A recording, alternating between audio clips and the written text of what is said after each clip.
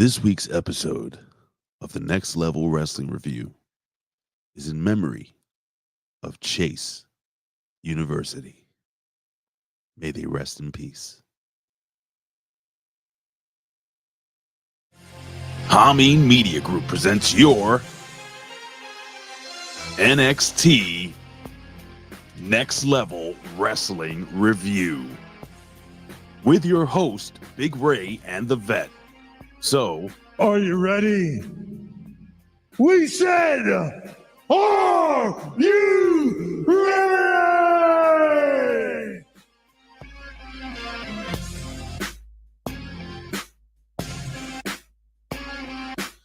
good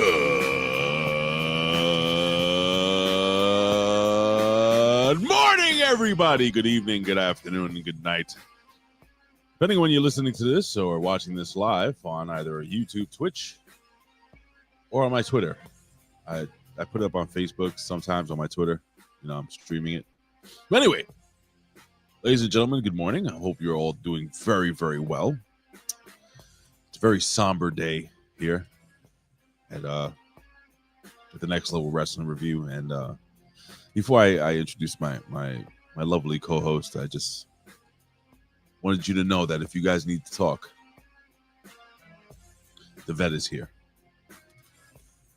I'll be putting up his personal phone number on the screen, right? Yeah, I'll be putting up his personal phone number. It's 555 something, and it's a 900 number. Yeah, right, exactly. And yeah, man. So we'll just anyway. I'm all choked up. Anyway, I'm the pundit of the people, the man with the plan. Big Ray here to stay to talk some sadness today. We lost one. I just can't. You know what? My co-host, it's the Vet. It's this guy. The Vet. He's a Rip Rogers guy. The Vet. Why? Rip Rogers guy. Oh, ladies and gentlemen, he's a Rip Rogers guy. It's the Vet, Jamie Williams. How are you? How are you today, Vet? You okay? I'm taking it one day at a time. I think I'm in the denial stage right now. Right. This is not happening. No. There's got to be some loophole in the contract language. Yeah, I remember hearing, I think it was Vic Joseph said, this the end of Chase U as we know it. What does that mean? Which could mean, yeah, exactly. What could that mean? Could it mean we have a brand new Chase U? Huh. Perhaps not all hope is lost just yet. I didn't think about that this way. The Vets brought us some hope. It made me happy. Here comes hope. I made out with a girl named Hope. She changed. 11th grade. Huh? After that, did she change to Wish? I actually saw her on Facebook, and there is no hope for her. I'll tell you that. It's amazing how your high school crushes turn out to be porpoises. Anyway.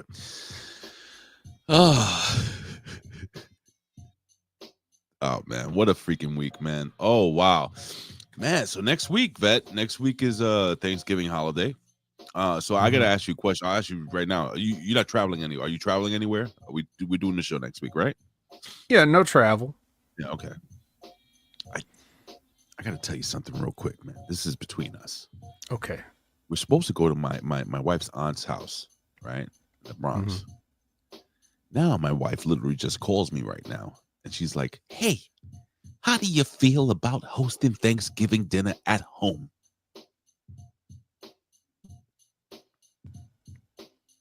Fuck!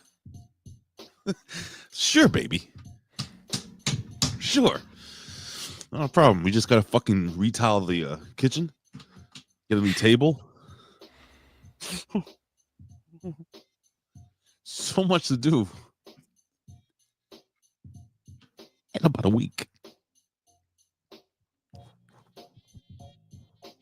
Sorry. Don't start eating yet. Sorry. You're going to want to save room for some of that pumpkin pie. Fuck. They don't like pumpkin pie. They Don't fill up. Don't fill up on microphone windscreens. They don't like ASMR. They don't like pumpkin pie. I love pumpkin pie. Nobody likes pumpkin pie. You like pumpkin pie, right, Bet? Yeah. You like sweet potato pie? Sweet potato Yeah. pie? Oh, Yeah. Anyway, for those jumping in for the very first time, before we lose you and you go watch a video on dismantling a smartphone or something like that, here's the deal.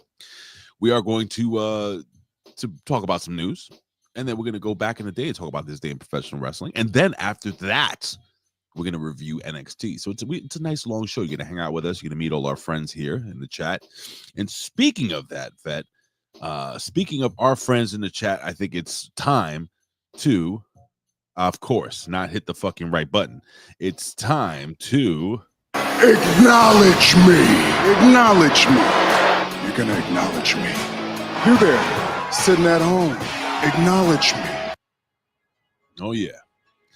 Well, first, ladies and gentlemen, we do look up into the heavens because there's only one man that got the gabagool. There's the one, the only. He got the gabagool over here. Media M5. I love you, brother. I always look out. I don't know if you notice. I always look out this window because I feel like he's watching me from that corner of heaven. Kid you not. It's weird. Right? Love you, Mikey. All right, let's go. Ladies and gentlemen, we got Cold-Blooded XX. I left the two X's out, so I just put them all four fucking. This morning, friends, I'm really hurting today. I don't know how I or any of us will ever be the same. We're here for you, man. We're here for you. We're all together, man. Shit. Let's throw up the U's, guys. Throw up U's in the chat. And please hit the like button and subscribe. We have the master and ruler of your heart, because we're talking about emotions and shit like that. Zane Vicious is in the house. He just goes, rah! Oh, acknowledge me. Rah. He's early. Yeah, good for you. Well done. I think I bit the metal grating on this too hard. Anyway. Thanksgiving with a straw. What are they testing on Lab Rat, Vet? Pureed Thanksgiving dinners. Unfortunately, that's probably going to have to eat next week. Here in my house. Fuck! Why? They're also testing the effects of university shutdowns on small rodents. Jesus Christ. Well, brothers, we have speaking of brother, we have our brother all the way from the beautiful country of Israel. Country of Israel, ladies and gentlemen. I bid a shalom to the king of 2K24. Ladies and gentlemen, is the one, the only Aaron Ben Shlomo. He says, praise the vet because he helped me to find a solution to a problem I had. Oh, I don't even know I did this. He did. If he can... Something to do with erectile dysfunction. Yeah. My advice was look at a pretty lady. Or guy. Well, right. I was tailoring it to Aaron, so or guy. I love you, Aaron Ben. I'm the fifth member. He will not be the fifth. You know he won't be the fifth member, right? Of course. They're going to do something. You know it's CM Punk, right? Of course. Ladies and gentlemen, we have the one and the only doing Illuminati things. It is the mighty Babo. What are those chopsticks with an eye in the middle? Like, what's going on here? Oh, that's the eye of Thundera. Is that what they use? Mm-hmm. Sword of Omens. By Give me God. sight beyond sight. Whoa! Where did that get? Yo, that shit was in my fucking somewhere by Jaga. I couldn't even remember they fucking said that. Holy shit! That's gonna be part of my vernacular now. Are you frozen? Oh no, you just stunned. I'm just stone still. Why Jaga? Why Jaga vet? Wow, that shit that popped out of my brain. It's so yeah. How you doing there? It's lovely Elizabeth. Yeah. I'm doing a lizard tongue. Oh, What's going on, Liz? She says, hey, guys. yeah, gross. Again, that's not how she sounds at all. Mm-mm. Elizabeth's crying, but we're going to have to console our Yeah. friend. We love you, Liz. We're here for you. Again, ladies and gentlemen, the vets, I'll be posting the vets number. Is it 1-800 or 1-900? 9. Oh, it ain't free. Oh, it ain't free. You got to pay. Oh, yeah, he's still a worker, brother. The price of a the price of a psychological consultation, psychiatric help just went up. For the price of a cup of coffee, you can feed an entire tribe in Israel. Let me see. What else we got here? We have the dancing one, the handsome one, the slashing one. As the music fades out, we kick it again. The handsome dancing slashing Dan Heffernan. Sorry, guys. All right, let's speed this up here, ladies and gentlemen. We have the one, the only. We call him Mr. Chuckles, or AKA Chuckles himself, Mr. Yes, boy! It is the one, the only, the windiest of all Chris's, Chris Winland. What's going on, my friend? What else we got here? We got,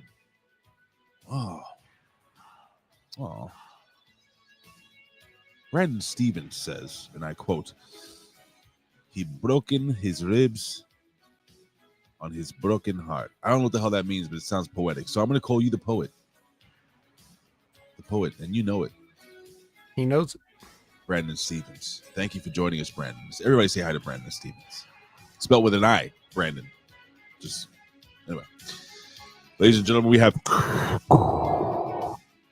your father's brother's sister's cousin's former roommate. What does that make us? Absolutely nothing. That is what you will be, Chase University. I know. Too soon. I know. It's the Dark Side Caster, ladies and gentlemen. All right, who else we got here? We got the Hammer. One and the only, Charles Evans. He's with us. The Hammer. What's going on, Hammer? He said, what up, chat fam? I see him ending that with a fucking motherfucker. I don't know why. What's up, fam? Motherfucker. Am I wrong? Am I on point with that? No, Charles is a total professional. Motherfucker. No. Ronnie Donnie. We like to party. He don't cause trouble. He don't bother nobody. He is acknowledged. You have been acknowledged, my friend. Yeet. Ronnie Donnie. What's going on, my friend? It's time to get your J12 shot, ladies and gentlemen.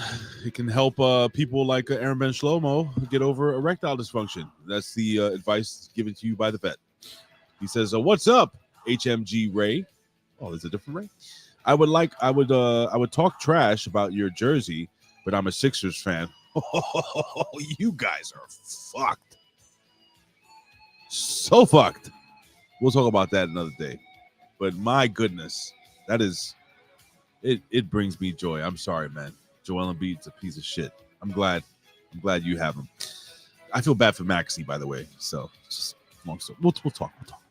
All right, let's see what we got here, ladies and gentlemen. Let's see if I missed anybody. We have now passing. Number 13. First baseman for the New York Yankees. Al Robinson. Number 13.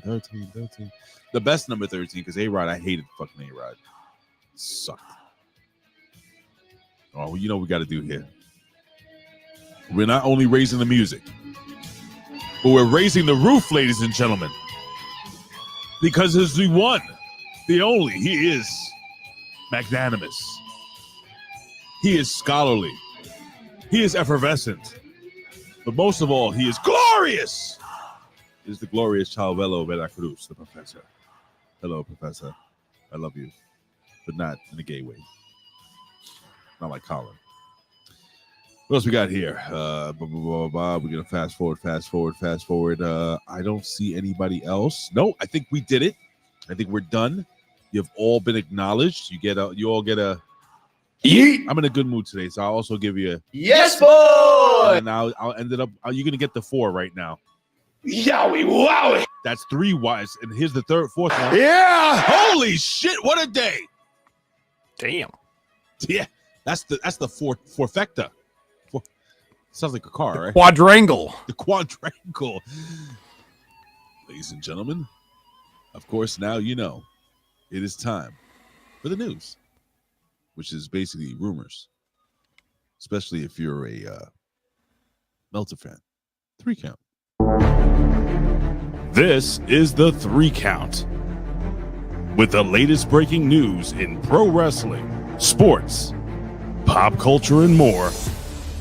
Now back to Big Ray and the Vet.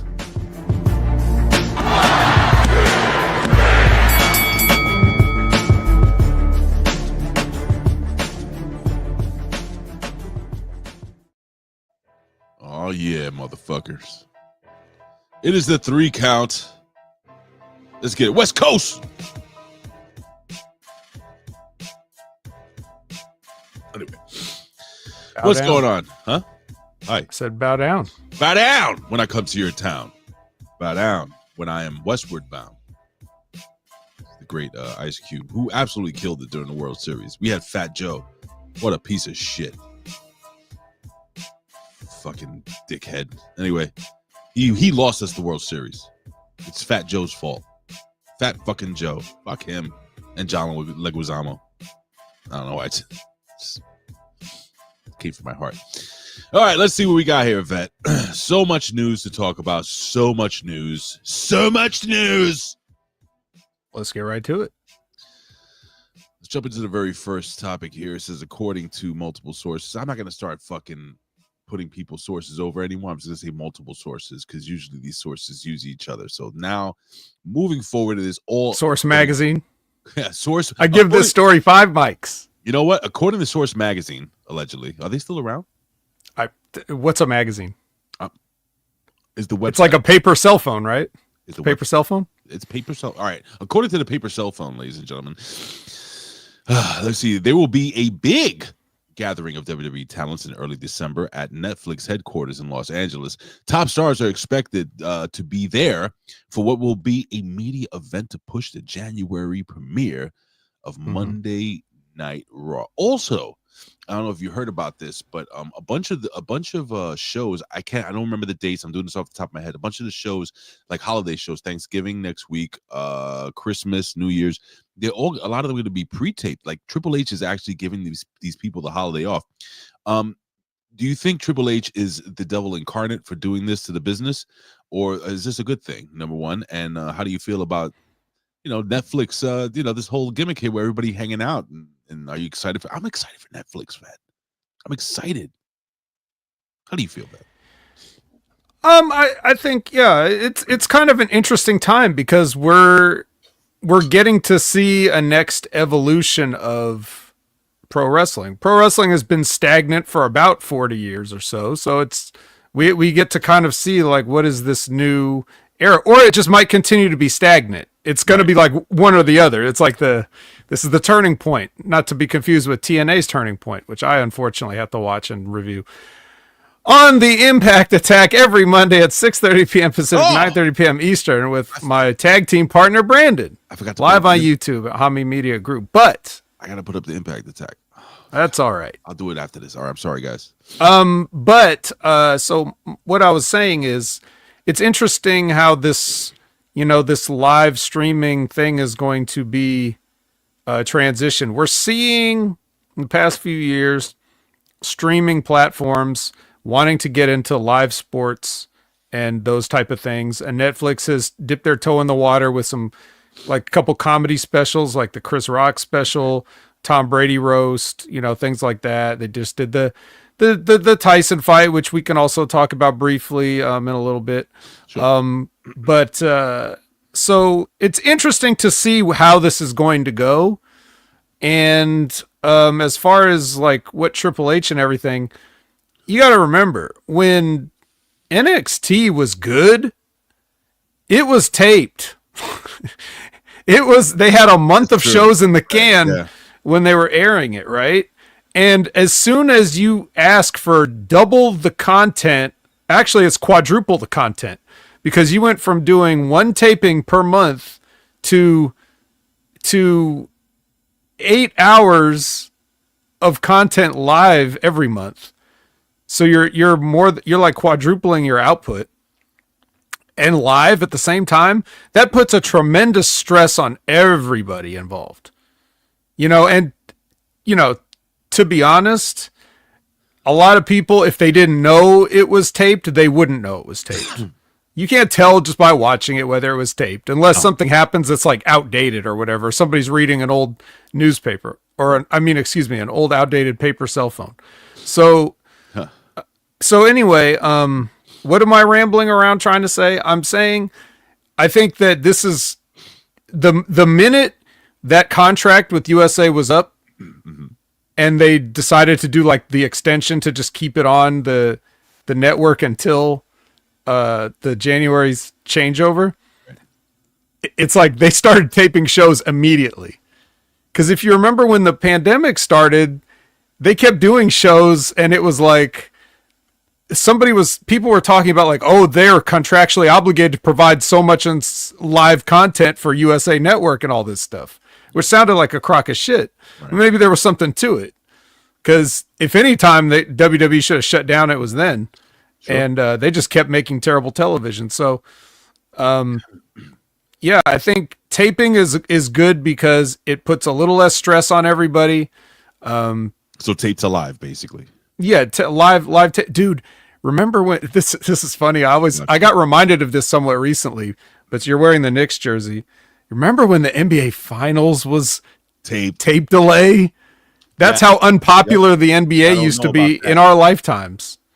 Yeah, so it's Ray's unplugged himself, but yeah, I unplugged my headset. I got excited. I'm interested to see this, but just one last, kind of cherry on top of this. We'll get to Chris's question after that. Yeah. One cherry on top of this mess is like, no matter what Triple H's name is going to get thrown in anything, a lot of this has nothing to do with him, but it's just,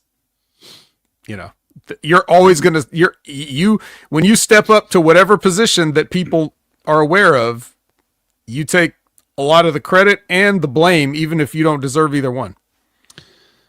Chris Winland, the witness all Chris's, says, how many viewers do you think will try to find Raw, see that they don't have Netflix, and I get a phone call right now? Jesus Christ, shut up. I'll continue reading it if you want. Yeah, please.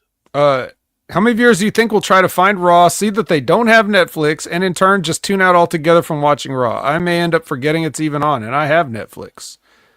Yeah, I mean, yeah, some people are going to do that, and then that'll be counterbalanced by people that don't have cable but have Netflix, and will start watching Raw. Right. I mean, it's going to end up being kind of like a wash, I believe. What do you think, Ray? I agree. I agree. Yeah, I agree. And listen, who doesn't have Netflix now? I think most people do. They're also very affordable versions of Netflix. Now, my curiosity is, so you have like the low tier of Netflix where you have all the commercials and stuff. How's that going to work with a live stream? I wonder how that works with a live stream. Do they get commercials that we don't get? You know what I'm saying? Well, the simple answer would just be you do it the way they kind of did it, where they just keep the match going on during the commercials, and they would show like a picture-in-picture. I mean, they've been doing that. So, like, if you have the ad tier of Netflix, if you have the cheap ad tier of Netflix, then you'll play the ad on Netflix. Maybe you won't even get picture-in-picture. Maybe the ad will just play over it, and you just have to wait. But the people in the arena and the people that have the premium tier will just see the headlock for 5 minutes or whatever. Right. Okay. That makes sense. Okay. All right. I mean, I'm down for it. I'm just look, man, I'm excited to see what this is going to be like. And it's not going to be like the Jake Paul fight where the site was crashing. Like literally they had how many fucking viewers? There's 100 million or something like that. It was crazy number. And speaking about that, if you guys didn't listen to I Like It Raw yesterday, I kind of broke down what I thought about the Jake Paul fight, and I was listening to the vet on the wreckage with Jimmy T, and it was like the vet was speaking through me regarding this fight. And now videos are going up all over the internet. If you look at it, where Mike Tyson is fucking like hitting this kid with like he hits him with a left hook, and he bro, the overhand right was there, and he just like, oh shit, I can't do that, and then there was a lot of like there was quite a few of he's got his peekaboo, and like he comes in and just does nothing, right? Even though it was wide open. It was just so funny, but yeah. I kept asking people, because people kept asking me, especially like at my job, because they know my past and what I did in the past. Dark past, dark boxing. Imagine boxing in the dark. That would be cool, right? The referee gets knocked out all the time. New Netflix show idea. Boxing in the dark. That could be something totally. It could be like naked boxing or lingerie boxing. Anyway, so my thought process is this. My question was this. I kept asking people, how many uppercuts did Mike Tyson throw during this fight? Now, if you guys know anything about Mike Tyson, if you know anything at all about Mike Tyson, the uppercut. If you've played Mike Tyson's Punch Out and survived the first minute and 30 seconds. Yes, which I have, and I've beaten Mike Tyson. I usually knock him out in the third round, though, but neither here nor there. How many uppercuts did he throw again? Man, I didn't see that many uppercuts, Ray. No. Maybe I blinked and missed one. Total was 0. Oh. Mike Tyson, the great Mike Tyson. Again, and I'll reiterate the fact that he was in the corner, and the people were saying, oh, it's so sad to see him crying and gasping. That motherfucker was, listen to what I'm saying. The animal was coming out of him. It's one of those things where you're getting so fucking frustrated, you burst into tears because you want to fucking kill this motherfucker, but you can't. Because if you last 6 rounds, vet, you get the full $20 million after taxes, probably. You and I were right. Like I was saying, I was listening to the vet on that wreckage, and I was like, hold, this guy is speaking through me. He was so much so that I texted the vet in the middle of the week. I rarely do that. Ray couldn't wait. We couldn't wait, and I almost deleted his number, but oh, don't do that. I didn't. I responded instead because I was feeling, like some type of way about it. I mean, look, we all grew up enjoying Mike Tyson, and we could say what we want about his previous career, but I mean, it was very culturally significant. Absolutely. Like he really was a big thing for the sport of boxing. And but I mean, I've never been in the ring like Ray as a boxer, but I mean, I've been watching boxing since I was a small child. I've been watching all kinds of combat sports, real and like cinematic, like movies and other stuff, since I was a small child. And the stuff is imprinted on my brain, and I know what it looks like, and I can, at this age, I can definitely, it's called call now. At this age, I didn't have to like, all these social media stuff is going around. Like you said, people posting little clips and things of look just how much of a work it was, but I just had to watch it once. That's all it took for me. I mean, the first time that I can see, I felt so bad for Mike. Like I was proud of him and sorry for him at the same time, because I was like, wow, not only does Mike still got it, he's got it so good that he's making people really talk about this fight like it was real. Yeah. He when he landed a punch, because it said he threw like 87 punches and landed something like in the teens of punches, which is like, okay, yeah, right. That would never happen. But when he landed a punch, it was such a great worked punch. Like he would throw like a jab, and it would hit him in the, he would go past the chin and hit him in the chest or the shoulder. He landed one and it was the very beginning, like the first. Yeah, he had to do one. Yeah, but that one he hit him with, Jake Paul's eyes opened up like, oh shit, I'm in a ring with a tiger. Right. But even that one you saw, Ray, I know you saw it. It was pulled. I know you saw it. He didn't. It was pulled. And then that's the first one where he didn't follow through with the overhand right. Jake Paul's, his whole left side was open. His hand was down. His whole left side was open for that overhand right. And Tyson literally, there's a video where Tyson, he's going to hit it, and he just puts his hand down and then just starts biting his glove. I guess listen, man. Well, like I said on the wreckage, Jake Paul, you know, he's great for these kind of fun big business opportunities and stuff like that. But if we're talking about if we just had to put two guys in the ring, he would get knocked out in the Olympics wearing headgear. Yeah. Oh my God. I kept saying that I can go right now to my old gym and find like 2 or 3 kids. And when I say kids, guys in their 20s that are really solid amateurs right now. Or maybe guys in their 50s or almost 60. Brother. and then I didn't talk about this. God damn it. And the Puerto Rican delegation no longer takes ownership to Rosie Perez.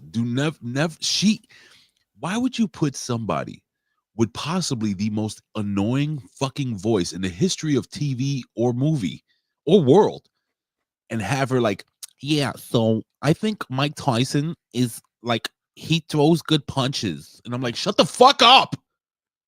What the fuck? You don't fucking listen, Mookie. What the fuck? Yes, that's all I heard. I understood why he cheated, why he didn't listen to her. Yeah, right. I want my money, Sal. Listen, yeah. I think that one thing that we didn't really talk about, either one of us that much, was the announcers.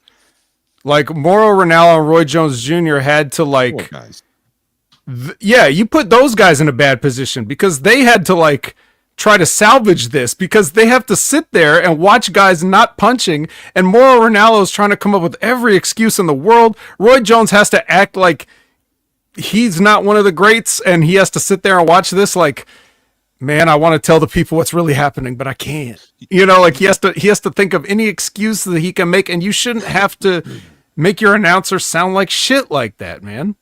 And again, ladies and gentlemen, if you need help after the show, just call the vet helpline. It's 1-900-555-WORK. That's 1-900-555-WORK. And then I also brought up the fact that knee brace that he wore to the ring, which he was fine literally days before. I thought it was like a wrestling gimmick. What am I talking about? Yeah. You know how a wrestler will wrap their leg so that they remember that's the leg that's the taped ribs, Ray. The taped ribs, and that's like putting a bullseye on his back, gorilla. That also helps the people doing color commentary play because Roy Jones like, I don't like the way he's moving. I don't like his legs are gone. I don't like Mamma Mia, yeah, his legs broken. Oh God. I don't like the way a man twice that Jake Paul's age is closing the distance in an instant. Jesus Christ. And then doing nothing because he can't. Yeah, Rosie Perez fucking, I saw the girl fight before. Yeah, she was really dominant. Like, shut the fuck up, you dumb C word. Oh God, I can't I cannot stand Rosie Perez and her stupid tic tac teeth. I really can't. Ugh. Boobies. Ugh. So anyway, what else wrestling news do we have, Ray?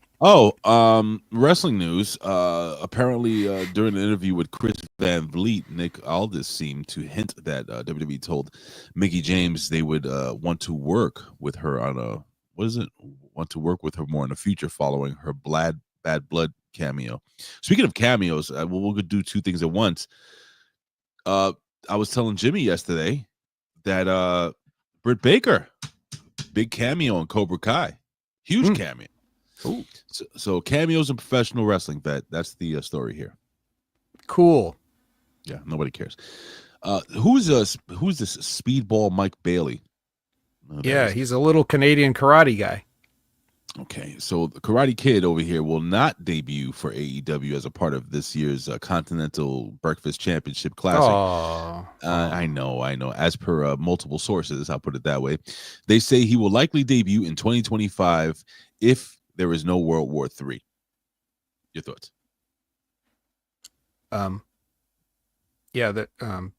No thoughts. Well, meanwhile, multiple sources say that his TNA contract is holding up his debut for AEW. His deal isn't up until the end of the year, but he can negotiate with other companies. I'm sure there are tons of companies that want fucking speedball Mike Bailey, right? Yeah, tons of them. He's in the middle of a program with his fat tag team partner, Trent Seven. He is fat, right? His tag team partner? Yeah, gross looking. Not even like the good kind where you're like humongous, like King Kong Bundy or Abdullah the Butcher. He's just out of shape fat. Like a dad, Speaking of out of shape fat, remind me to talk about what's the Native American guy that wrestled last night. Okay. Right, I'll remind you. that.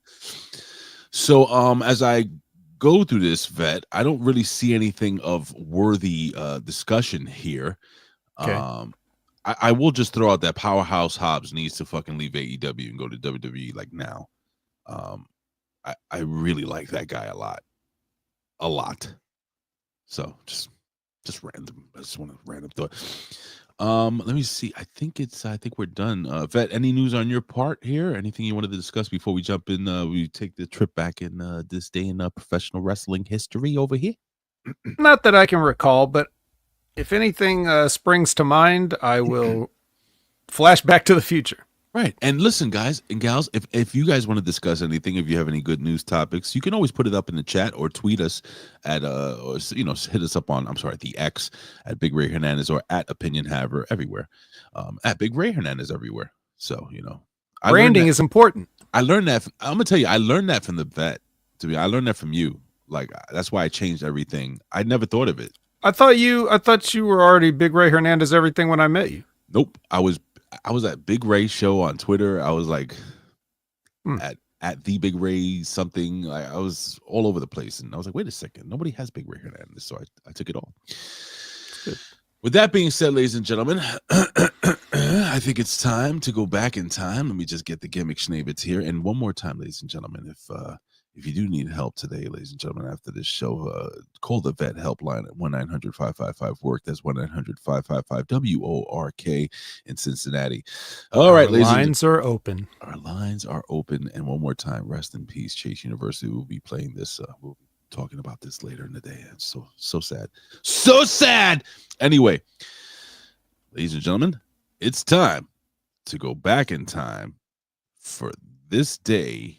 If I can get the gimmick in professional wrestling history. Of course, 2 songs playing at the same time. Not cool.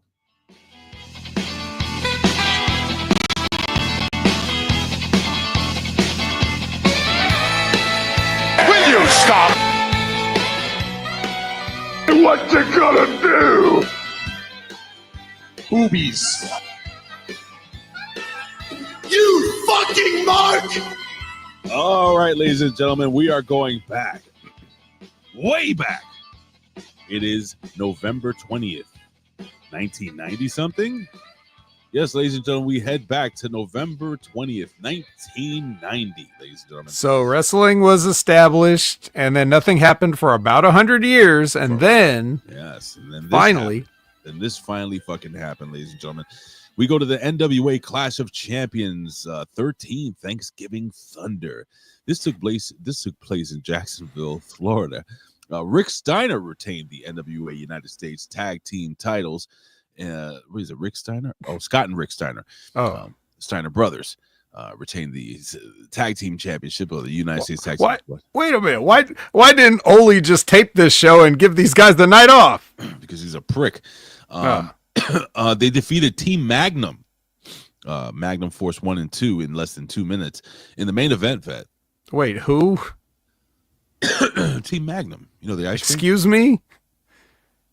Who the hell is Team Magnum? I may be the vet, but I've never worked with these kids before. You know who Team Magnum is. Everybody knows who Team Magnum is. Right?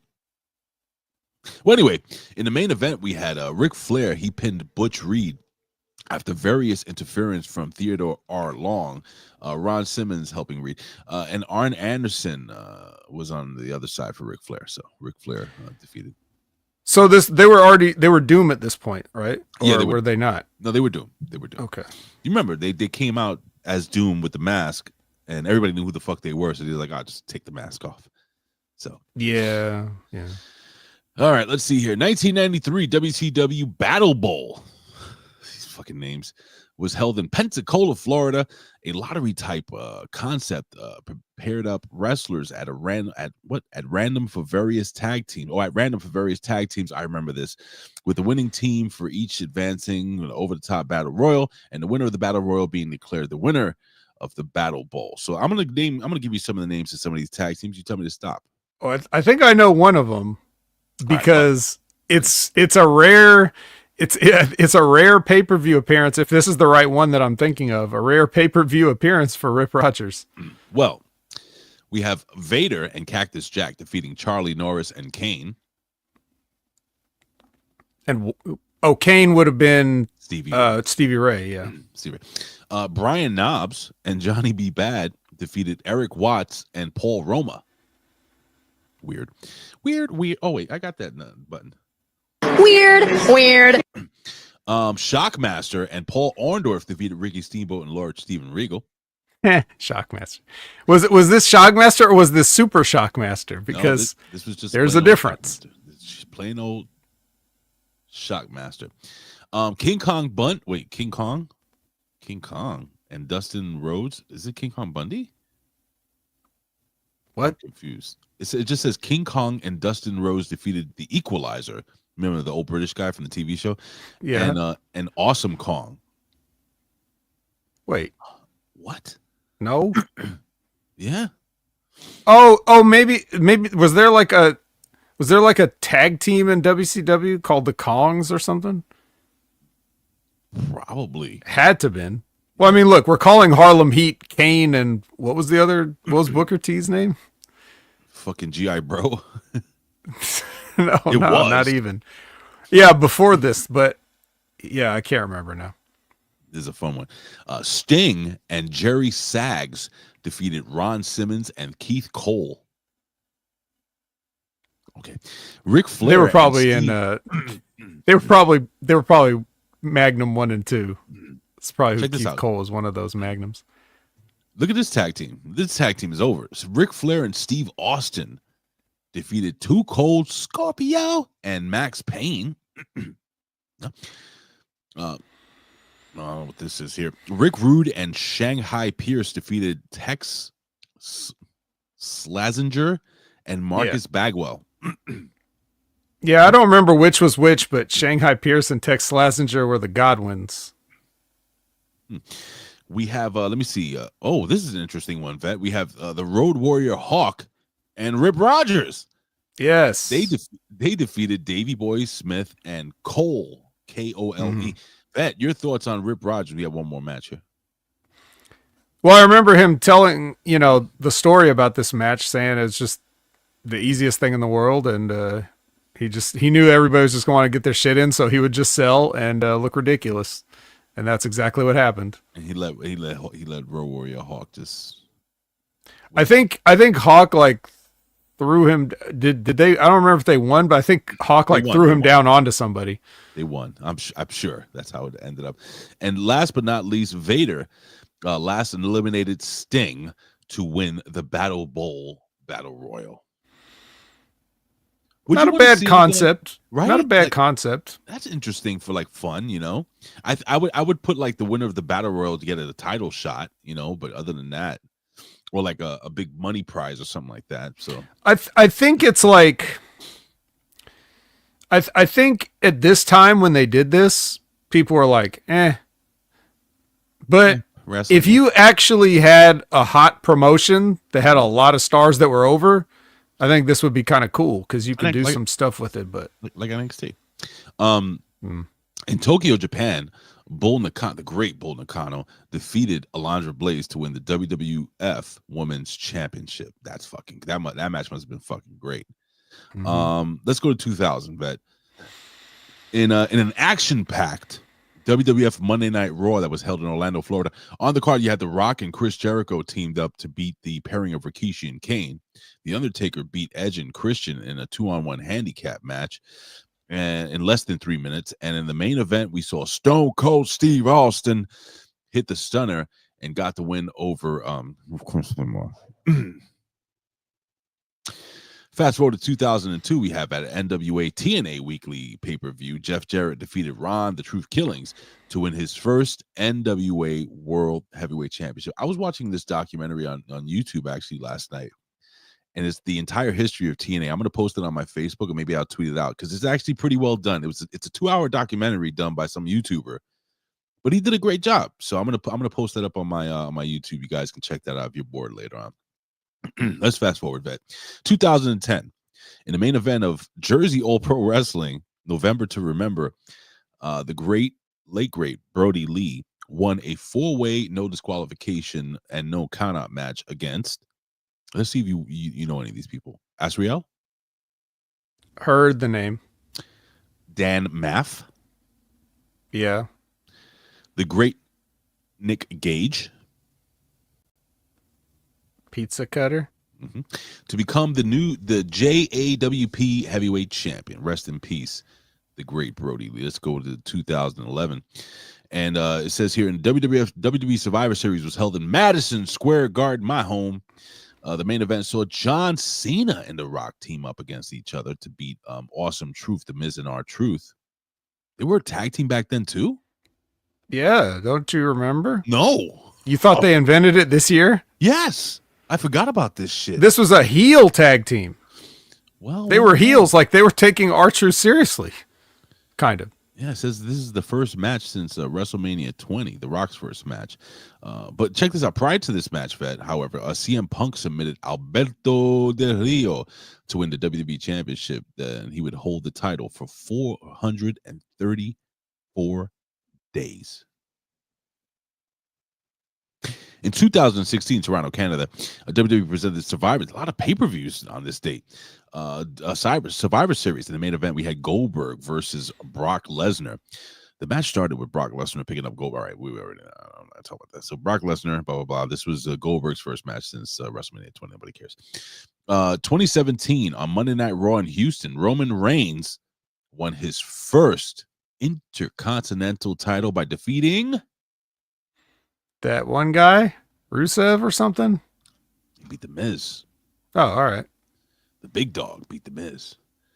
And imagine Roman Reigns having an Intercontinental Championship. this is weird. Hold on one second. Let me just refresh this page. Hold on. It's weird. It actually just stops there. No birthdays, nothing. Well, that's it. Fix your shitty website, TJR or whatever. I kid you not. This is the most egregious thing I've ever seen before in my life.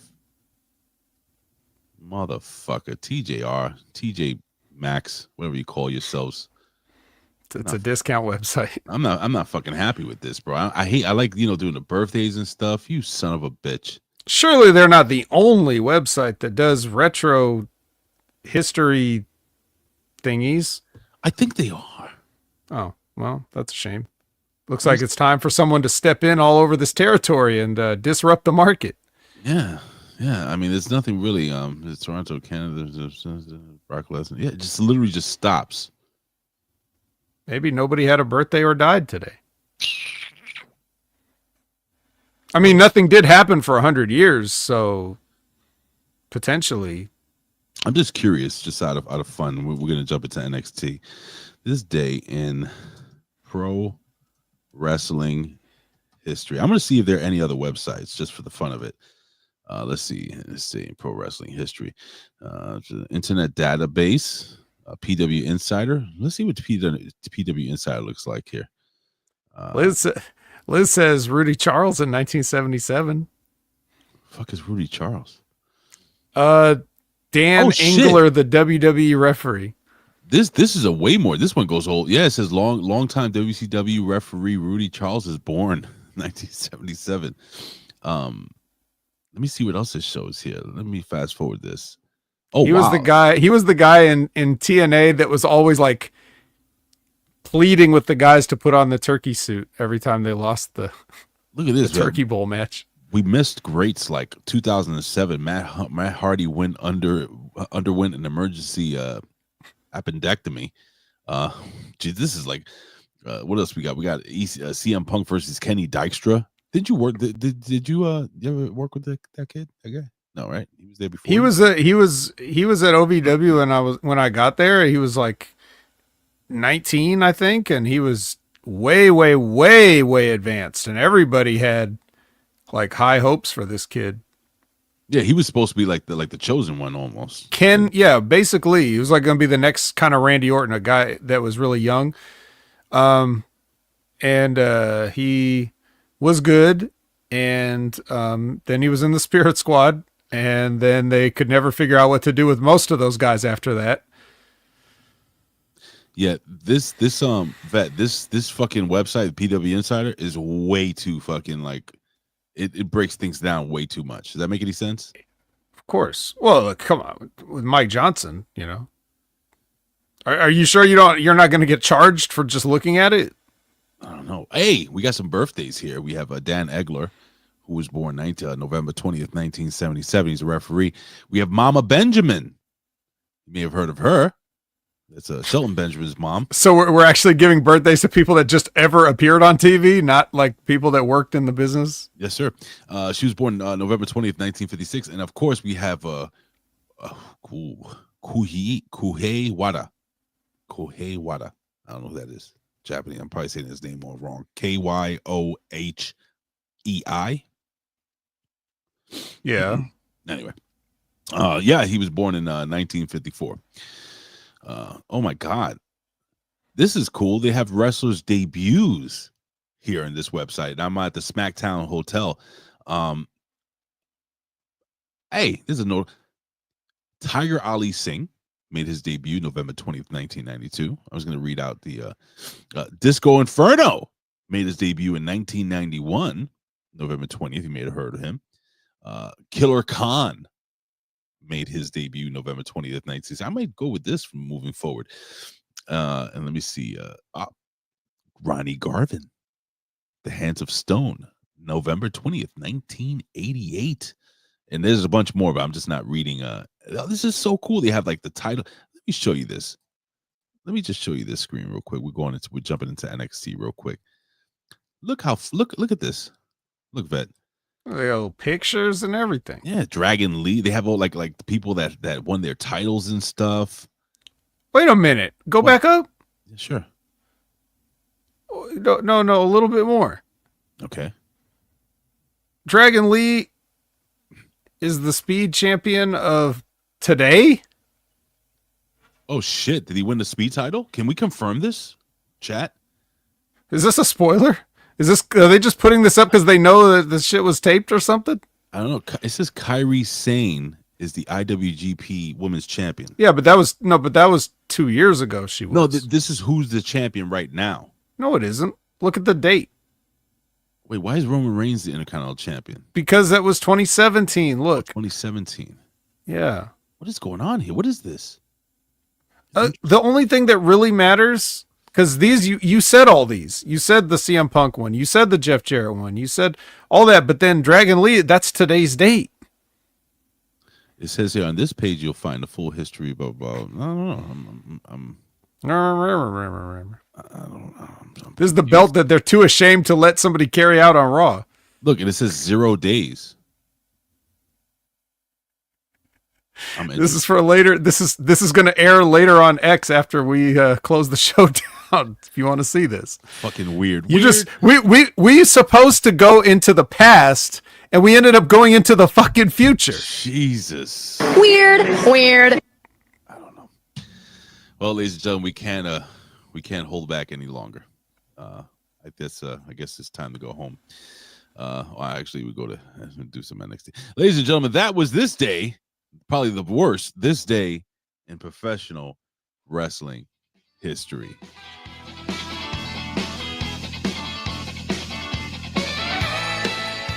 Will you stop? What you gonna do? Boobies. All right, ladies and gentlemen. That's what she said.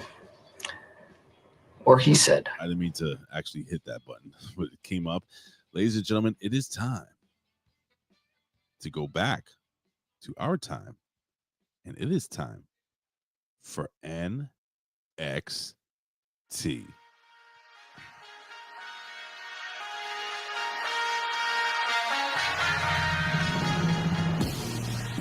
Uh-huh. Yeah. I like it. What? Yeah. All right, ladies and gentlemen, we are back in Florida, ladies and gentlemen, for NXT. NXT was live November 19th, 2024. In the main event, Chase University is up for grabs, ladies and gentlemen, once again. And a title shot, but yeah, who cares? Who cares about that? That's less important. Nobody gives a shit. Let's jump into it, buddy. All right, well, we're starting with the announcers doing the on-camera again. Maybe this will be like a thing going forward where we start the show with them.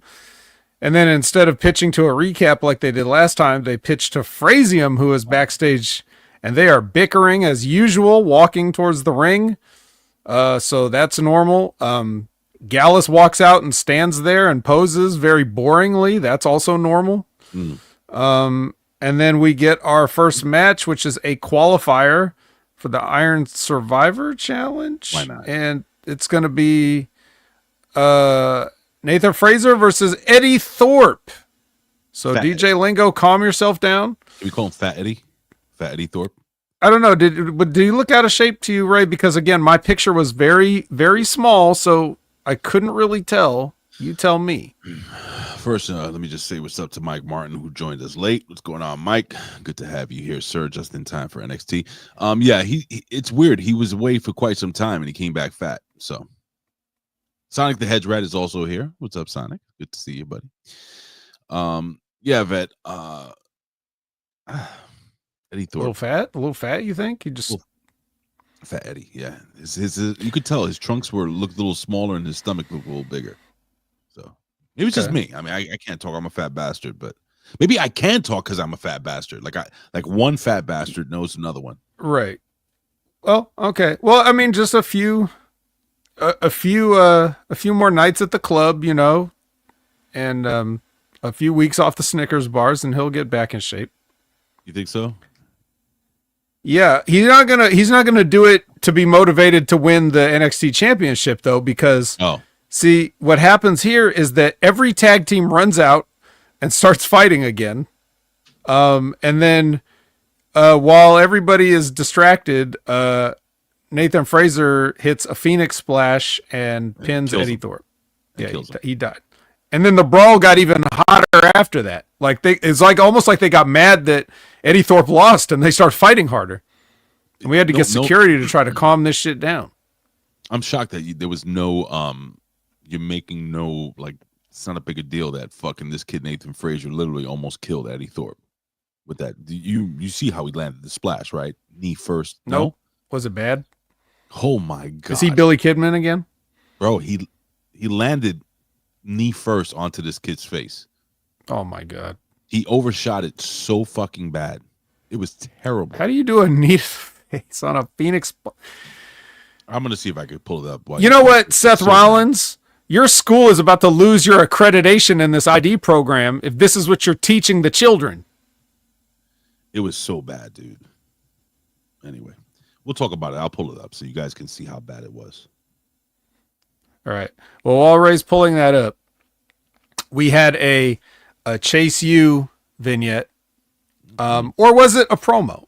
Or was it a package? Or was it a highlight reel? Was it perhaps a little bit of all of these things? It was a very unique cinematic Andre Chase promo where it was interspersed with flashbacks and music, and it was kind of the entire sports entertainment gumbo, if you will. It was bad.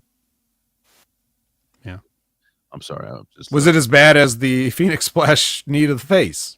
As we're buying Ray time to find the deadly Jaida Parker is making her way to the ring. That's a face you don't want a knee to land in. Bro, thank you. Thank you, WWE, for this match, by the way. Yes. I think I got it.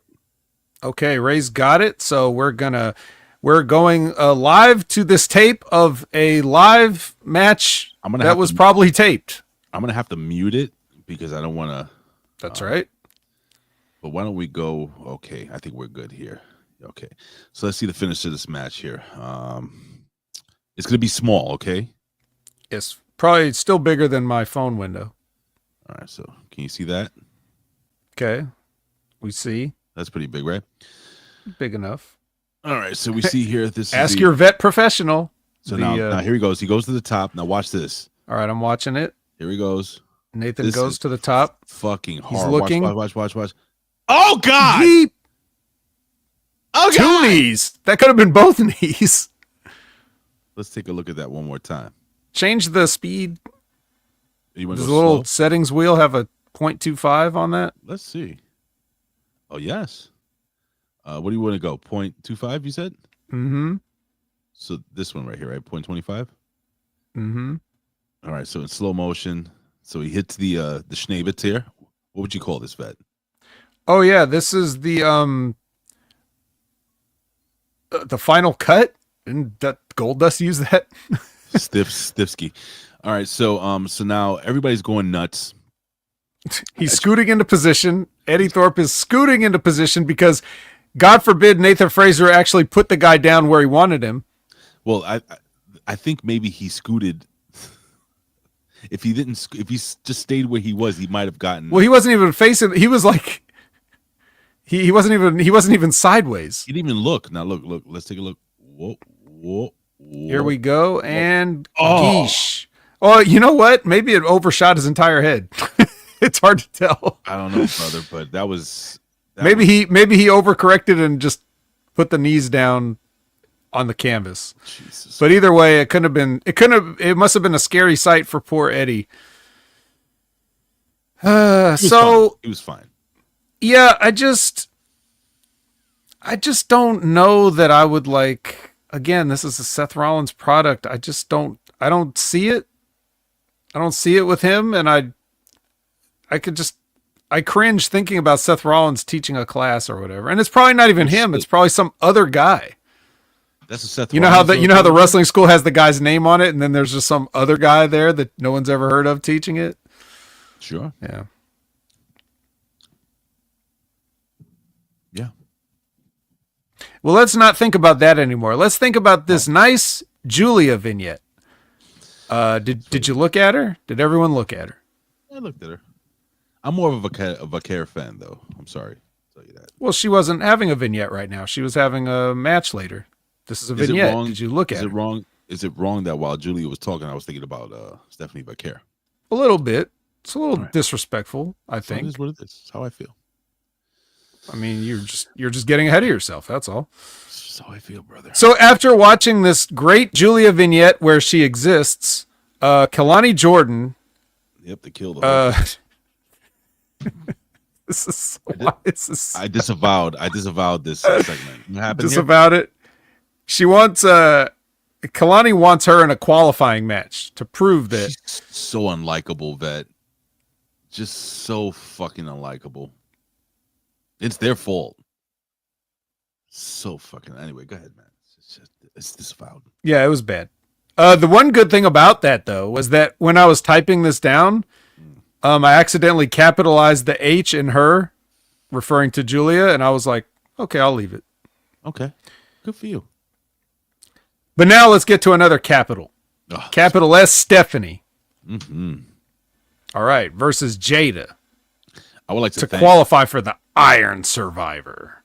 I would like to thank whoever made these outfits for both ladies. That's it. Like, come on, guys and gals. Come on. Look at them. Look at them. Look at them both. Vet, is Jaida Parker becoming a good wrestler? She's all right. right? She's all right considering. Pretty good match between these two girls, I think. Mm-hmm. Iron Survivor qualifier match, but Vaquer does go over, but it wasn't easy. No, I mean, well, you know, we got to give Jaida Parker the out, which is Lola just walks down with a random brick in her hand and shows it to her, and then she gets upset, and Stephanie takes advantage with a super kick into her, you know, double arm package backbreaker thing. By the way, love that. Number one, she hoisted all that ass up. Well, and that was a lot of ass to hold. So first, I got to say this, man. And I'm glad that you mentioned this. She's got to change that finisher. It's got to be something that she can hit on anybody, because it doesn't. I don't like the way it looks either. That finisher. She hit it last week too. It just doesn't look as doesn't have that impact. I per se don't like it. She can do what she wants. I'm just saying I don't like the finisher for her. Now, this is what I would have done a little different. So when Lola Vice, comes to the ringside, instead of her just standing there holding the fucking fake brick, I would have her the threat of violence, act like she's gonna throw it at her, and that would distract her enough to get this happening. Not just her fucking coming out holding a goddamn brick, and the girl's like, "Oh no, why are you holding a brick?" You know what I'm saying? Like, just have her like kind of like reel back. Well, it was a jump up without a jump up. Yeah, didn't like that. Little things. Lazy Booking. And Jaida doesn't need any outs. She needs to just lose, and then Lola can rub it in afterwards. Sure. Oh, I'm sure she can. Yeah. These are like three of the most attractive people ever in one segment. Seriously. Just top women's promotion in the world. And they all wrestle. So good for them. Well done. Yeah. All right. So there you go. That, by the way, Lola with a brick was brought to you by Jack Daniels. So go ahead and get you some of that Tennessee whiskey. Brinley, Reece, and Dion Lennox get hype. Mm-hmm.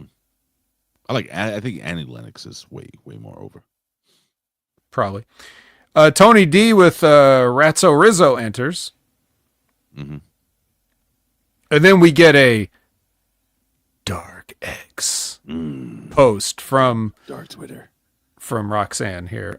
She's on a beach. Dark beach. And if she's on a beach, you know who else is at a beach? You know who's at every beach? Solruka. She just happened to be there. Yep. What is this is cool, man. You notice there's a certain thing going on. Wrestlers getting holidays off, getting vacation time. What is going on here, Vet? Next thing we know, they're gonna get fucking 401k and a goddamn retirement plan, pal, and medical. I think World War III will happen before that. We'll see. And World War III probably is not going to happen. So that just shows you where the state of the.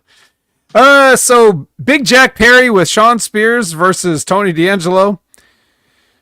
Well, you know what happens here. So, you know, even if you didn't watch, you know what happened. So I gotta be honest. I did watch the match, kind of. I swiped up on my phone, so it was like a little corner thing where it's playing, but at the same time I'm going through Instagram. This was one of those matches that who was going to win. And I had an idea what was going to happen after the match. Obviously, Brooks Jensen attacks Tony D'Angelo and hits the bad knee on Tony. This was a very, very... The heat back. This was such a lackluster match and segment. And listen, I don't want to bury the kid, Brooks Jensen. I think he's really trying hard. It's just his gimmick isn't getting over with me. And I don't feel, in my humble opinion, I don't feel that Sean Spears is helping him at all. What did you think of the sleeveless trench coat look? I thought that shit looked awesome. Really? I think I'm getting myself one for Thanksgiving. All right. I'm going to host in my house. Be sure to tighten that belt. Loosen it. All the turkey and stuffing. Yeah. Okay. So next we have KK and AA doing SRF. They are warming up and flirting.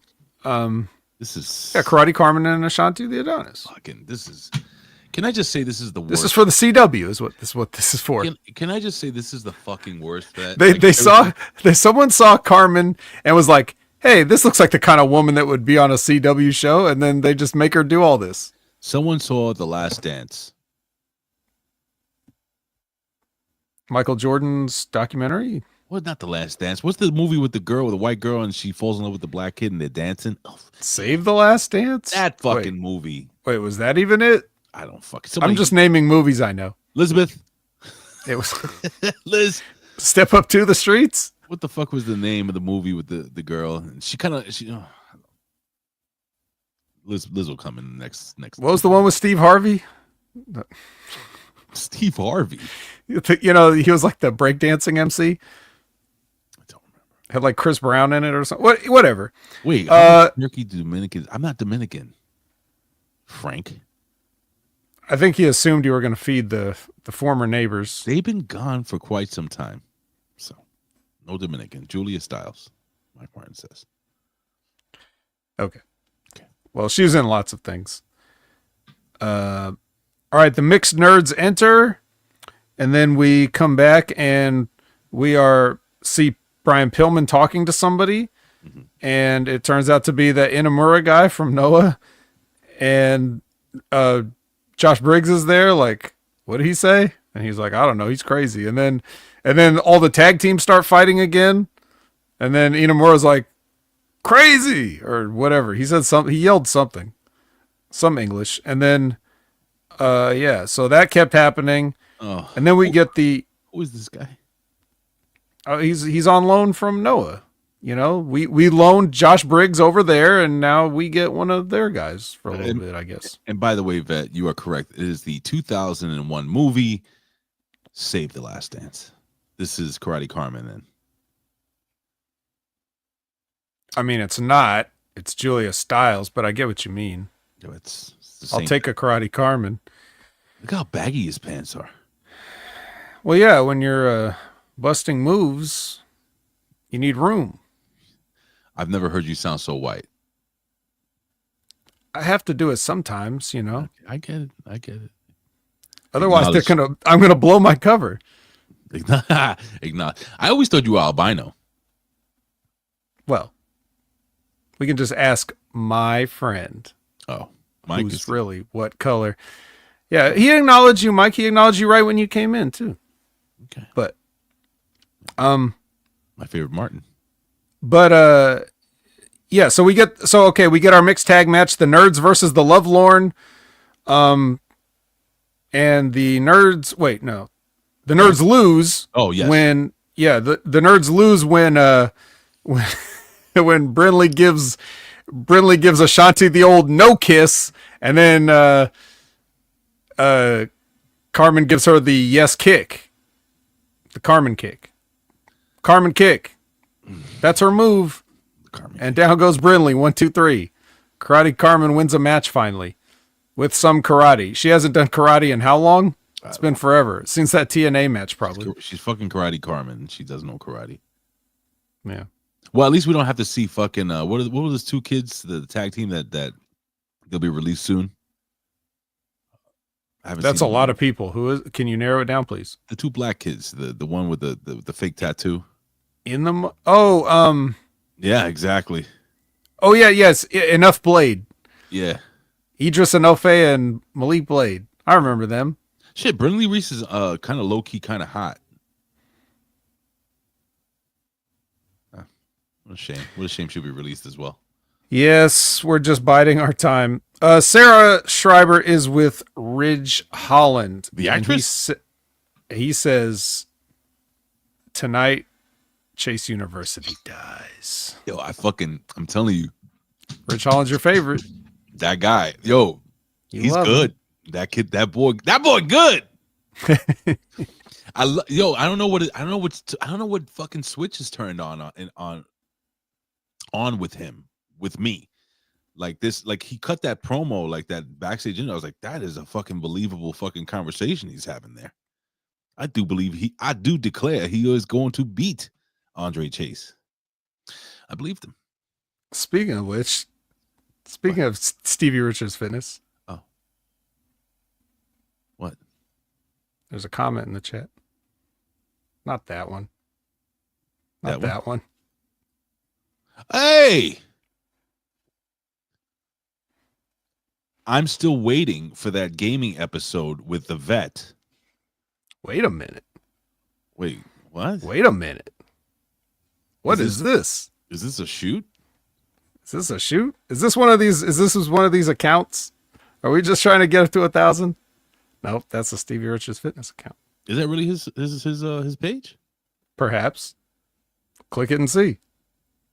I'm gonna figure this out. Please continue. Well, anyway, Zaria, you remember her, or Zaria, or which one is it? How do you pronounce it? Zaria. I'm still working. Yeah, she's walking. Wren the Shooter versus Zaria. This is a qualifying match. I'm sure you know what's going to happen. It's an F5 to Zaria. Mm-hmm. I mean, from Zaria to Wren. Wren is your other favorite. She is. Your two favorites are Wren and Ridge Holland. I'm Vet. I think this is legit Stevie. All right. So well, we got to we got to stop the show for a quick second here. When are we doing this? Are you gonna have a conversation with Mr. Stevie Richards? By the way, you got to subscribe to his new the Stevie Richards show channel. And this channel. Yeah, you can do that, but we're putting over Stevie right now. We're trying to get this shit done. No, I mean this channel, Stevie Richards Fitness, because he has 10 channels. That's true. And you got to subscribe to all 10 of them. That's true. I've been dying for Vet and Stevie to do like a video game thing. I wanted to do a video game show too. Whatever. All right. Well, more on that coming soon. All right. So there it is, ladies and gentlemen. Subscribe to Stevie Richards Fitness and Stevie Richards Show. By the way, can I just put over, what's the young man that runs his channel? James. No last name. Steve, you're still watching. James is a fucking class act. I like that kid a lot. And I loved how passionate and how honest he was when he had old Zeb Coulter on with him. AKA, you all know who Zeb Coulter. And I loved his burial of Dave Meltzer. Wonderful. Wonderfully done. Chef's kiss. And he does a great job with you. So God bless you. That's it. That's all I gotta say. We're gonna see a new episode this Friday old Dutch man of the Stevie Richards Show. Shout outs to Dutch. God bless him, man. His wife, man. Dutch's family. Yep. I'm so happy. Can I just say genuinely, like, I'm so happy that the wrestling fans came through for this guy.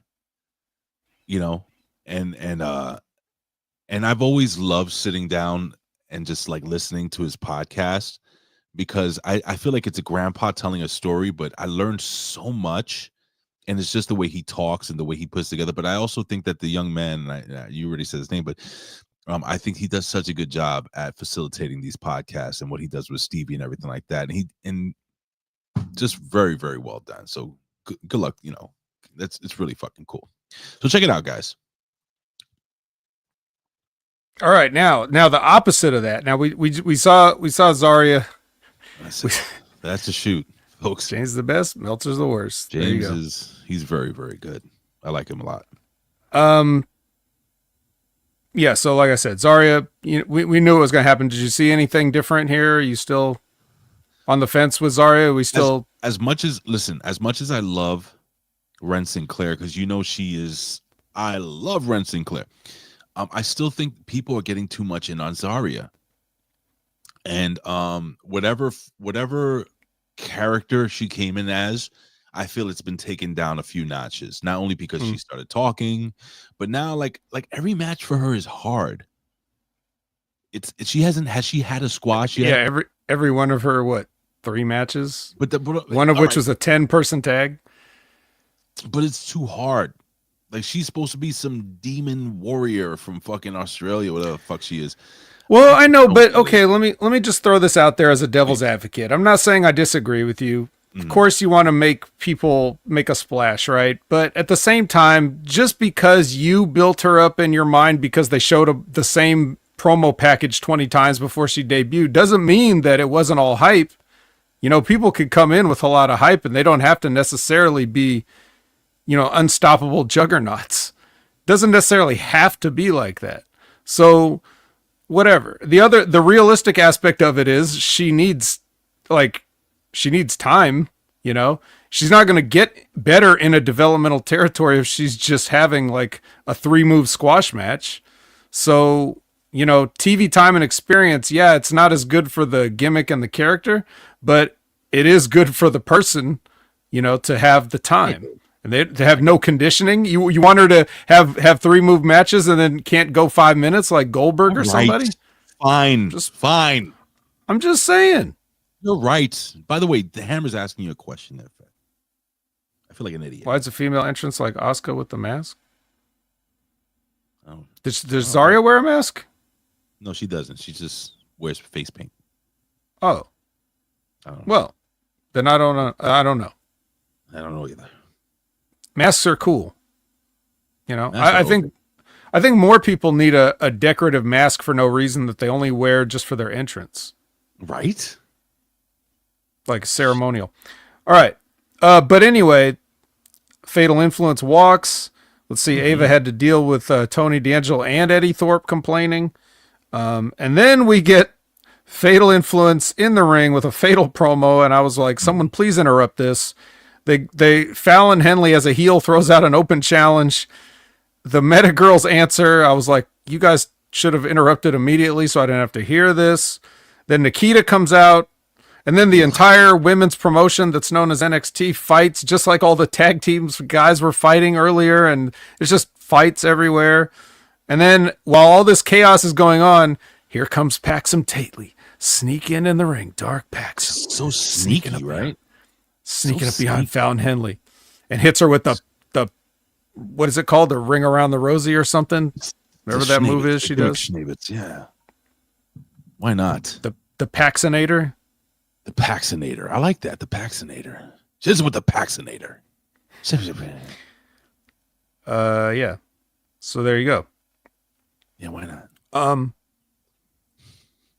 sound a little choked up. Now, you okay? I'm good.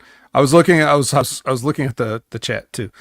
So Sean Spears approves of what Big Jack Perry got accomplished that night, which I don't know what it was. Just hitting a guy. He could have done that at the start if that's all he wanted to do. And then Karate Karmen and Ashantee the Adonis. Ashantee gets cock blocked by Nikita Lyons when she walks by and was like, "I'm still waiting on the text back," which I'll give her that. That was pretty funny. So it's funny, but here's the deal. She said, "Hear me out, guys and gals. All right, this is not rest. I'm still waiting for the text back." So what she basically says, she texted him, and he never replied. Which is what he yelled as Karate Karmen stormed off angrily. So why the fuck is Karate Karmen upset? It's not his fault. You know how many text messages I get and I don't reply sometimes? Sometimes I can't. Sometimes I don't want to. It's not my fault that you're texting me. Now, is it the fact that he has her number at all? Yes. Well, and to be honest, women need even less of a reason than that. So I'll do this. He likes white women. Curvy white women.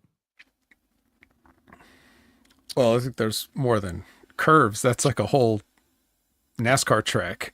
I was gonna say it's a whole freeway. It's the LA Cloverleaf.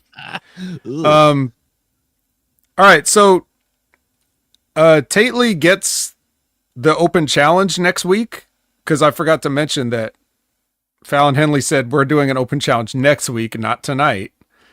But Paxum gets the shot at the open challenge North American Championship because I guess we're on first strike rules. Like that's what the announcer said. Like, well, because she hit her first, she gets the shot. It's tag. When somebody has an open challenge, the first person that tags the champion gets the title shot. Well, what are the rules in this dojo? You strike hard and you strike first, right? No mercy. Defeat does not exist in this dojo. You know already. Gotta watch Cobra Kai, man. It's so good. Show his ass. Vet disavowed Cobra Kai around season 3 or 2, right? I'm still trying to watch it just in case I've ever been wrong, and I'm still waiting. I'm like 2 episodes into this new batch of episodes, and I'm like, yep, still the worst. Worst shit I've ever seen. are you going to disavow Penguin? I haven't started Penguin. Oh so my I won't God! disavow. Oh Lord, Vet, watch the Penguin. Man, leave me alone.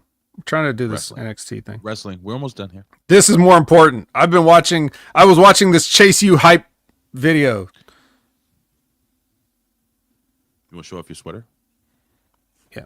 And then Trick makes his entrance, and then we get our main event. It is why is Ridge Trick coming down? Well, this whole thing happened because of him.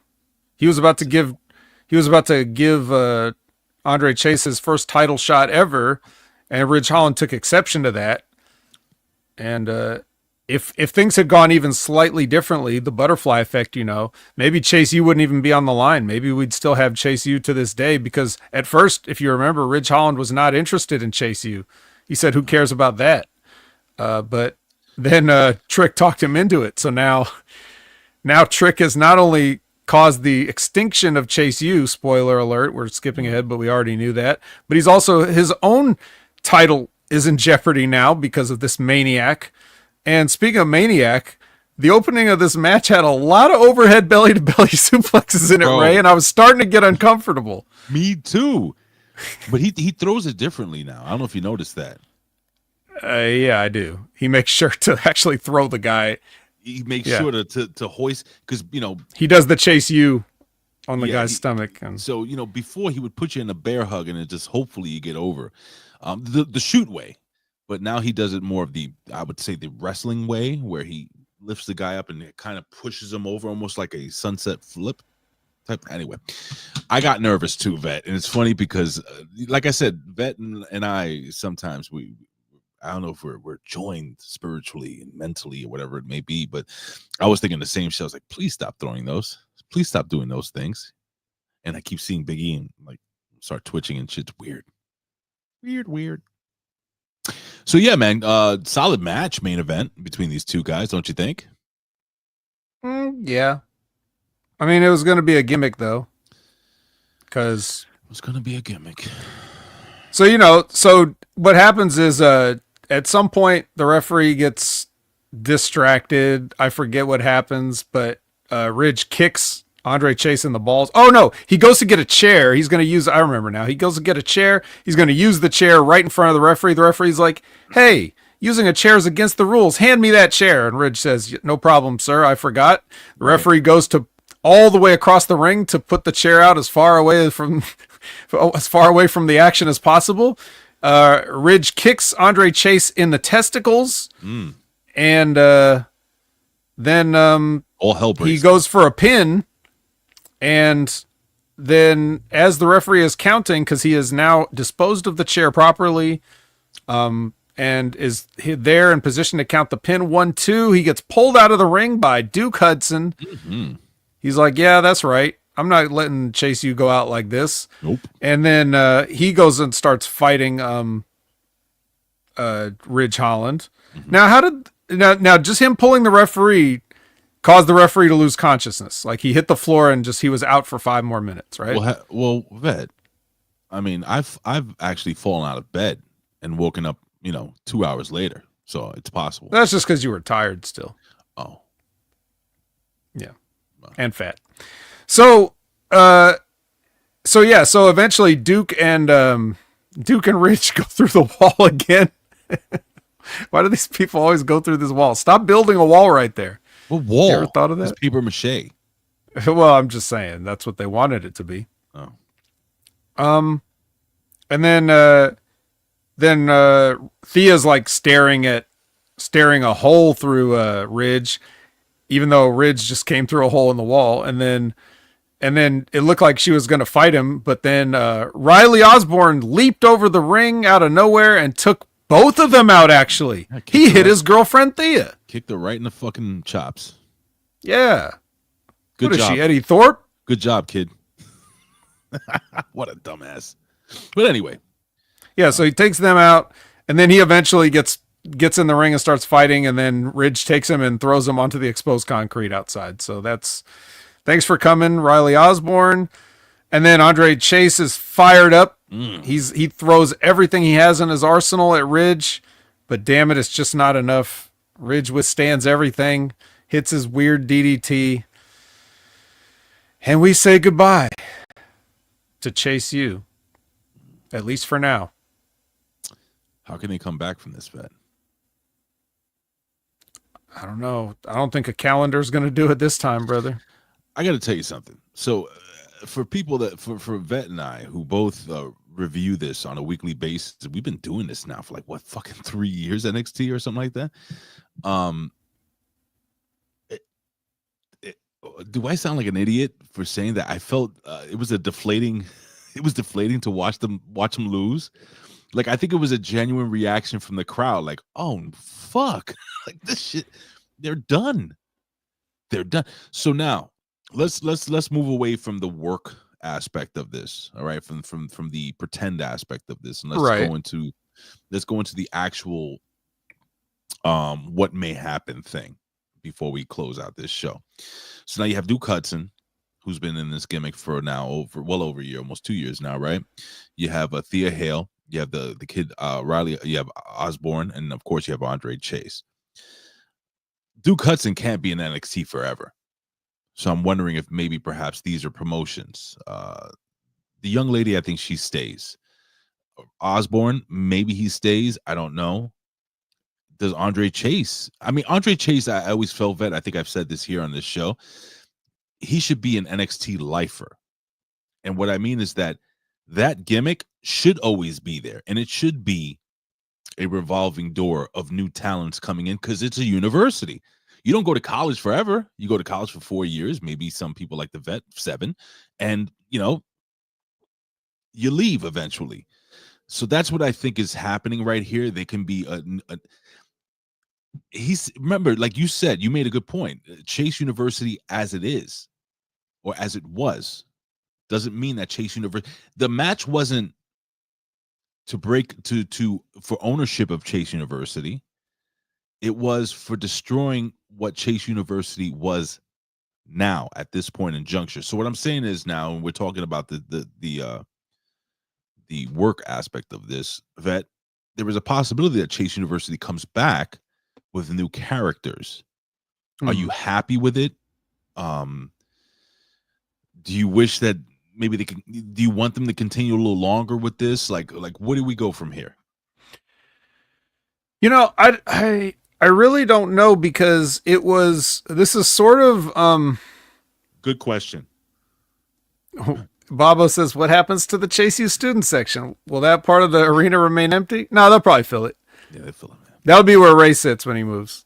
But I think that I can't really think of a gimmick that was exactly like this ever in wrestling history before. No. So the Varsity Club.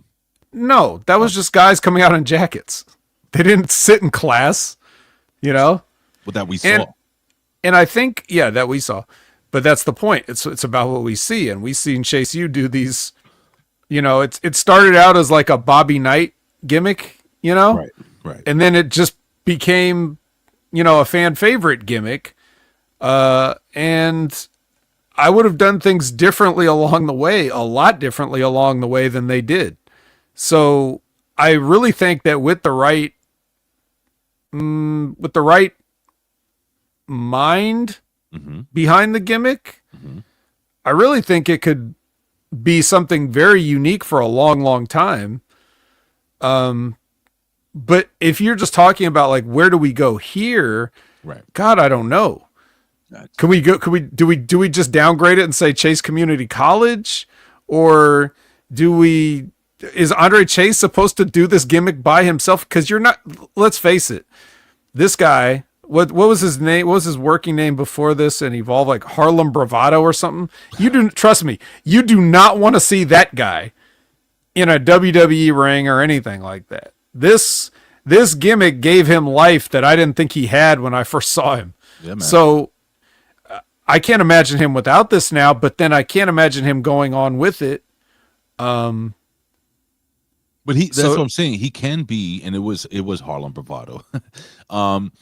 He can be the resident NXT guy, the guy, the teacher of NXT. He can be there forever with this gimmick. He could become an old man and never wrestle again and be a manager and that type of thing. I wanted to see what they could do with the WWE money behind it, because then you could. They have the WWE money. What are you talking about? No, I mean like, not like. Yeah, you're right. It's the same money, but their team working on it instead of just NXT, because NXT is always like a little bit. Dean Douglas, no one was ever in those classes. Yeah, no. Yeah, he was just talking down to everybody. So it was a similar idea, but. Yeah, but Shane Douglas wasn't the Bobby Knight yelling at people and throwing stuff. So fair enough. Yeah. Well, this is going to be interesting, man, and it has me intrigued as to see. Hey, we just have some breaking news here. I'm not going to play the breaking news music, but WWE has filed trademark for Edge. Yeah. Okay. Well, Edge back to WWE confirmed. Says here, wrestling exhibitions and performances by professional wrestler and entertainer rendered blah, blah, blah, blah, blah. Anyway, so they filed for the trademark Edge. Yeah. That could just be, I mean, they don't want that's just so he can't have it. Yeah. Or so that they just hold it for him when he eventually comes back. Right. So there you go. There's that. So they just don't want, it's not even probably so much about Adam Copeland. It's probably they don't want some random person trademarking it if it expires. Like they don't want they don't want the guy from U2 to get sole ownership. Like Blue Cane and Pink Cane and Rainbow Cane and Gay Cane, Gain and by the way, Stevie Richards, yeah, Cocaine. Stevie Richards did do that video on Gain. I'm sorry, but the whole fucking when he does this and he's like, it's over with me. All right, it's time to go home. Well, this show's over. It's over, all right, brother.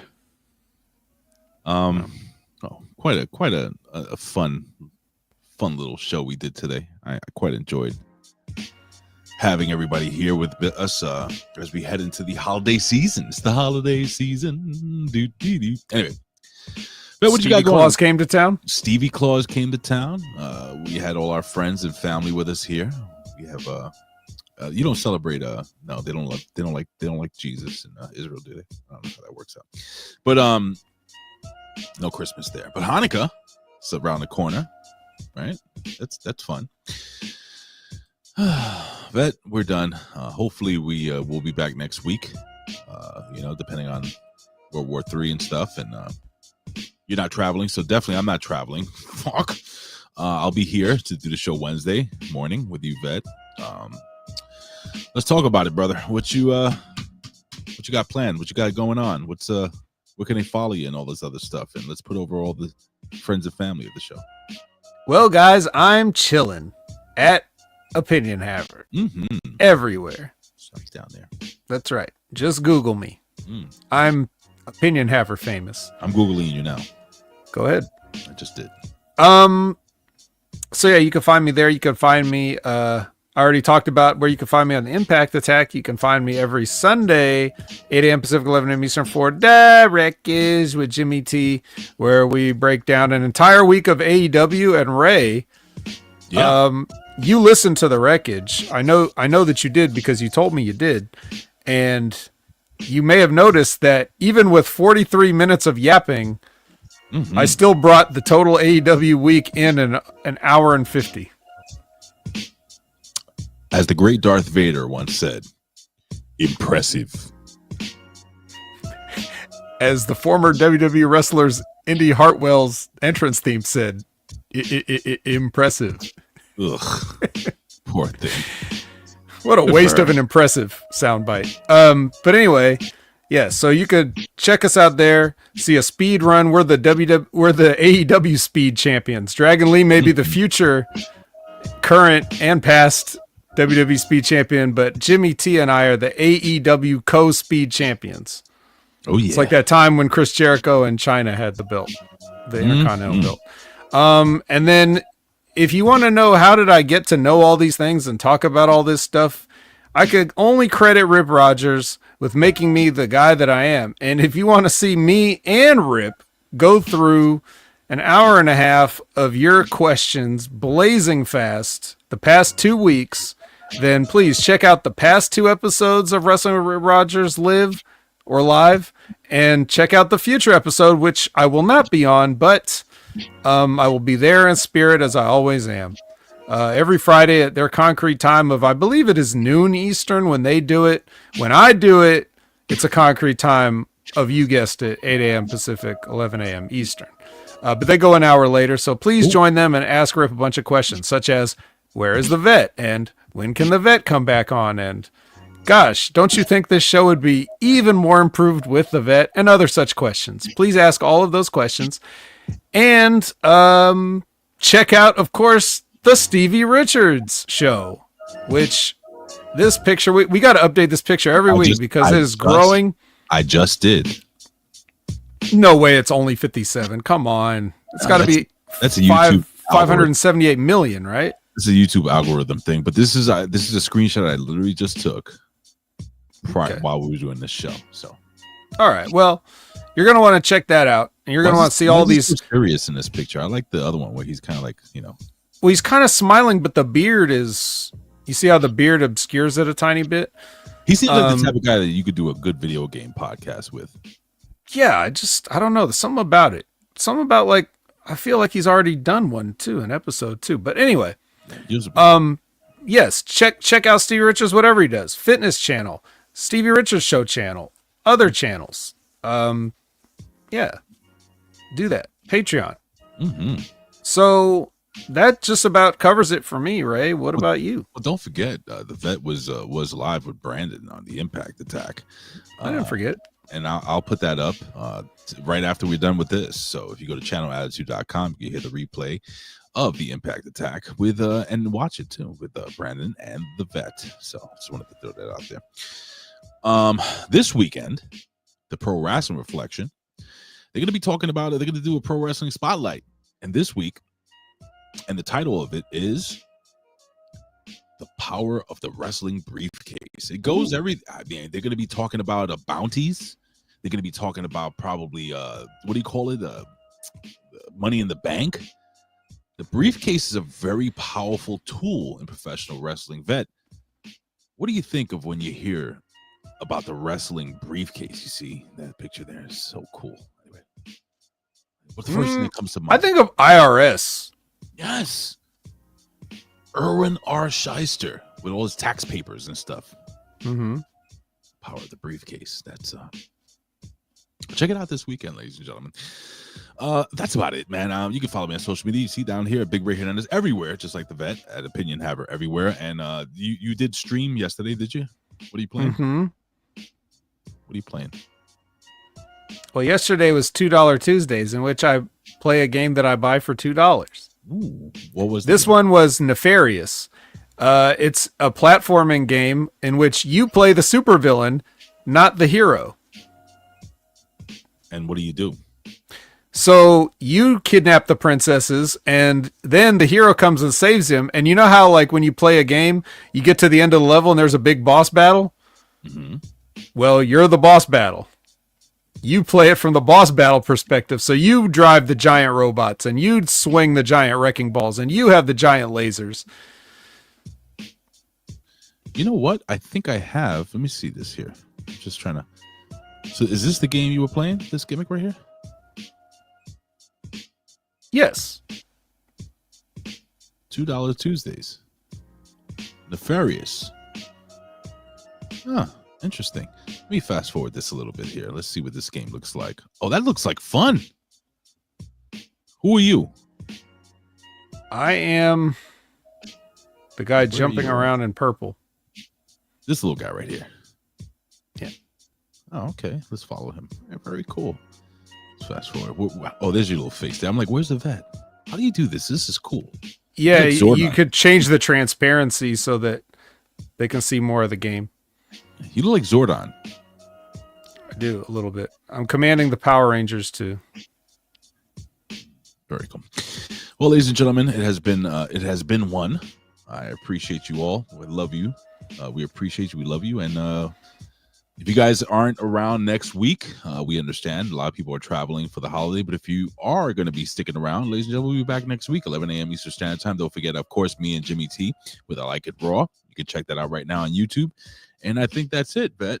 We are out of here. Bet, what would you give this this show? I would give it a U out of 10. Oh, so it's a gay out of 10. Anyway, all right, ladies and gentlemen, we are out of here. We'll talk to you later. We love you.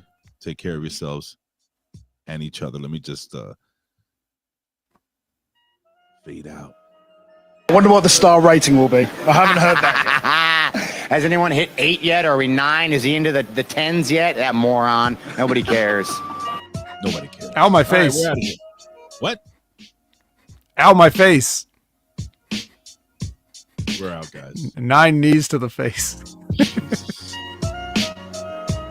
What's your name, fella? Triple H.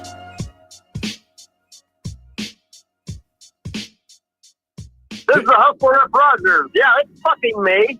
Yeah, and listen to the fucking Hameen Media Group. That's Ben Hameen Media Group from Rip Rogers. Go get him and go fuck yourself.